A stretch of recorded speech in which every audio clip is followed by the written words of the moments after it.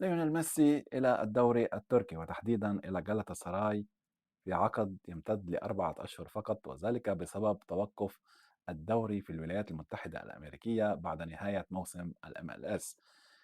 ليونيل ميسي نجم انتر ميامي، هل سينتقل إلى تركيا فعلا أم هذه الخبر هو إشاعة؟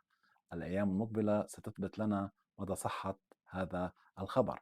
طبعا الأنباء الصحفية التي تحدثت عن هذا الموضوع ذكرت أن النجم الأرجنتيني وبعد التوقف في الام ال اس لمدة 4 أشهر عليه الانتقال إلى فريق حتى يكون في أتم الجاهزية قبل المونديال، مونديال الولايات المتحدة الأمريكية، المكسيك وكندا الصيف القادم عام 2026.